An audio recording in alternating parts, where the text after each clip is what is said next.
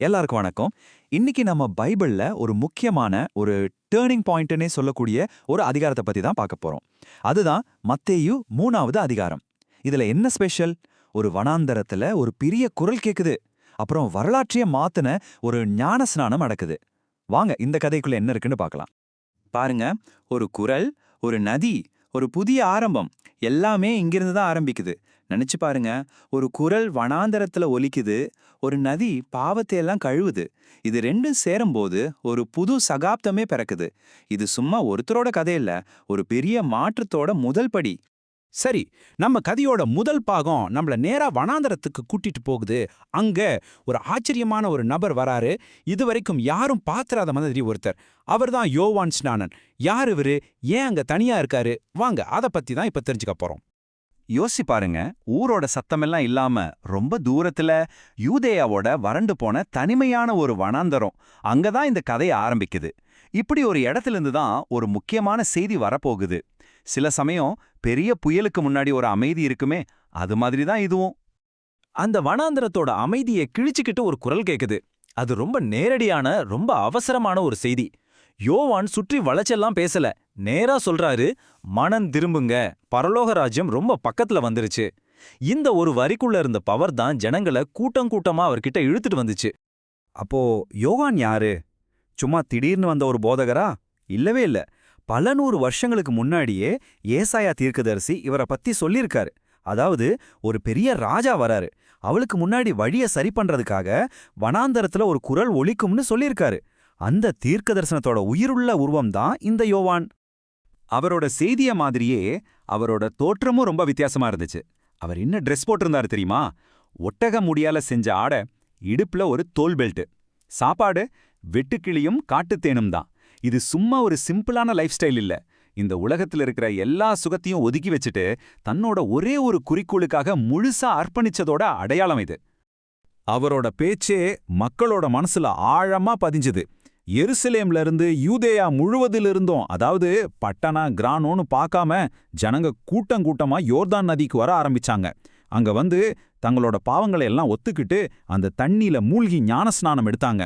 இது ஏதோ ஒரு சின்ன நிகழ்வில்ல, ஒரு பெரிய ஆன்மீக எழுச்சியோட ஆரம்பம். சரி, இப்ப வரைக்கும் எல்லாம் நல்லா போயிட்டு இருக்கு.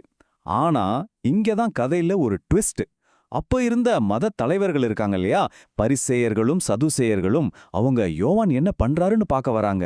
ஆனா அவங்க எதிர்பார்த்த மாதிரி ஒரு வரவேற்பு கிடைக்கல. அதுக்கு பதிலா ஒரு பெரிய மோதலே அங்க வெடிக்குது. அவங்கள பார்த்ததும் யோவான் சொன்ன வார்த்தை என்ன தெரியுமா? விரியன் பாம்பு குட்டிகளே! அப்பாப்பா, என்ன ஒரு கடுமையான வார்த்தை! ஏன்னா அவங்களோட பக்தி எல்லாம் உண்மையானது இல்ல, அது ஒரு வெளிவேஷம்னு யோவானுக்கு நல்லா தெரியும். அவங்க மனசுக்குள்ள இருந்த அந்த நயவஞ்சகத்தை அப்படியே விடிச்சம் போட்டு காட்டிட்டாரு. யோவானோட வார்னிங் 3 பாயிண்டா இருந்துச்சு. முதல்ல, சும்மா வாயில மட்டும் மனம் திரும்பிட்டேன்னு சொன்னா பத்தாது, உங்க செயல்கள்ல அதை காட்டணும். அதாவது நல்ல கனிகளை கொடுக்கணும்னு சொன்னாரு. ரெண்டாவது, நாங்க ஆபிரகாமோட வம்சத்துல வந்தவங்கன்னு சொல்லி தப்பிச்சிடலான்னு நினைக்காதீங்கன்னாரு. மூணாவதா, ரொம்ப முக்கியமான எச்சரிக்கை, டைம் முடிஞ்சு போச்சு, கோடாலி மரத்தோட வேர் பக்கத்திலே இருக்கு, கனி கொடுக்காத எந்த மரமும் வெட்டப்படும்னு நேருக்கு நேரா எச்சரிச்சாரு. இங்கதான் யோவான் ஒரு முக்கியமான விஷயத்த சொல்றாரு. 2 விதமான ஞானஸ்நானத்தை பத்தி பேசுறாரு. அவர் சொல்றாரு, நான் உங்களுக்கு தண்ணியால ஞானஸ்நானம் கொடுக்கறேன், இது மனந்திரும்புதலுக்கான ஒரு வெளியடையாளம் தான். ஆனா எனக்கப்புறம் ஒருத்தர் வராரு, அவர் என்னை விட ரொம்ப பெரியவர், அவரோட செருப்ப தூக்குறதுக்கு கூட எனக்கு தகுதி இல்ல. அவர் பரிசுத்த ஆவியாலையும் நெருப்பாலையும் ஞானஸ்நானம் கொடுப்பார். அதாவது அது உள்ளத்தையே சுத்திகரிக்கிற, மனுஷனை முழுசா மாத்துற ஒரு தெய்வீக செயல். சரி, இப்பதான் கதையோட கிளைமேக்ஸ்கே வரும். இவ்ளோ நேரம் யோவான் யார பத்தி பேசிட்டு இருந்தாரோ அந்த நபர், ஆமாங்க, இயேசு, இப்போ அந்த யோர்தான் நதிக்கரைக்கு வராரு. ஆமா, கலிலேயாவிலிருந்து ரொம்ப தூரம் பயணம் செஞ்சு இயேசு நேரா யோவான் கிட்ட வராரு. இதுவரைக்கும் நம்மளோட கவனம் எல்லாம் யோவான் மேல தான் இருந்துச்சு. ஆனா இந்த நிமிஷத்துல இருந்து மொத்த கவனமும் வரப்போற மெசியா மேல திரும்புது. இந்த நதிக்கரையில தான் வரலாறு மாறப்போகுது.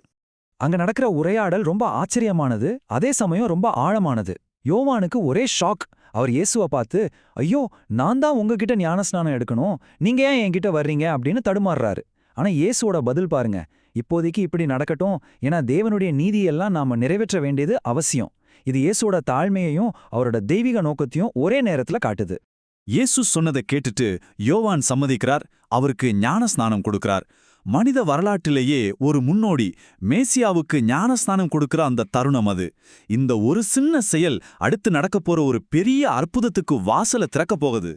ஞானஸ்நானம் முடிஞ்சதும் அந்த நிகழ்வு நம்ம மனுஷங்க செய்யற சடங்குன்ற எல்லைய தாண்டி போகுது. இப்போ நடக்க போற அற்புதம் இதுக்கு ஒரு தெய்வீக முத்திரையே கொடுக்க போகுது. ஒரு நிமிஷம் கண்ணை மூடி யோசிச்சு பாருங்க. இயேசு தண்ணியிலிருந்து மேல வர்றாரு.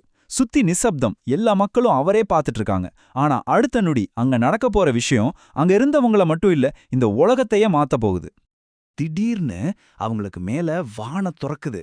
அங்க பாருங்க, தேவனுடைய ஆவி அப்படியே ஒரு புறா மாதிரி ரொம்ப மென்மையா இறங்கி வந்து இயேசு மேல தங்குது. இது மனுஷங்க கண்ணால பார்த்த ஒரு தெய்வீகமான ஒரு அற்புதமான காட்சி. அது மட்டும் இல்ல, அந்த உச்சக்கட்ட தருணம், வானத்திலிருந்து ஒரு குரல் கேக்குது. அது வேற யாருடைய குரலும் இல்ல, பிதாவாகிய தேவனுடைய குரல். அந்த குரல் சொல்லுது, இவர் என்னுடைய நேசகுமாரன், இவரில் நான் பிரியமாயிருக்கிறேன். அவ்வளவுதான். இனிமே எந்த சந்தேகத்துக்கும் இடமில்ல. இயேசு யாருன்றது வானத்திலிருந்தே அதிகாரப்பூர்வமா அறிவிக்கப்பட்டுடுச்சு. அப்போ இந்த அதிகாரத்திலிருந்து நம்ம எடுத்துக்க வேண்டிய முக்கியமான செய்திகள் என்னென்ன? 1.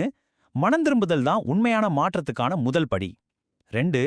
இயேசு வெறும் ஒரு நல்ல மனிதர் இல்ல, அவர் தேவனுடைய சொந்த குமாரன். 3. தேவ ஆவியானவர் அவர் கூடவே இருந்து அவரோட ஊழியத்தை வழிநடத்துறாரு. கடைசியா, தேவனுடைய திட்டத்தை முழுமையா நிறைவேற்றதுக்காகத்தான் அவர் இந்த பூமிக்கு வந்தாரு. சரி, இந்த அத்தியாயத்தை முடிக்கும்போது ஒரு கேள்வியோட உங்களை விட்டுட்டு போறேன். இயேசுவோட ஞானஸ்நானம் அவரோட பொது ஊழியத்தோட தொடக்கமா இருந்துச்சு இல்லையா? அதே மாதிரி நம்ம வாழ்க்கையிலயும் சில சம்பவங்கள் ஒரு புது தொடக்கத்தை குறிக்கும். அது நம்ம வாழ்க்கையோட நோக்கத்தையே கூட மாத்தி அமைக்கும். இயேசுவுக்கு அந்த திருப்புமுனை அந்த யோர்தான் நதிக்கரையில கிடைச்சது. உங்களுக்கும் எனக்கும் அப்படிப்பட்ட திருப்புமுனை எதுவா இருக்கும்? கொஞ்சம் யோசிச்சு பாருங்க.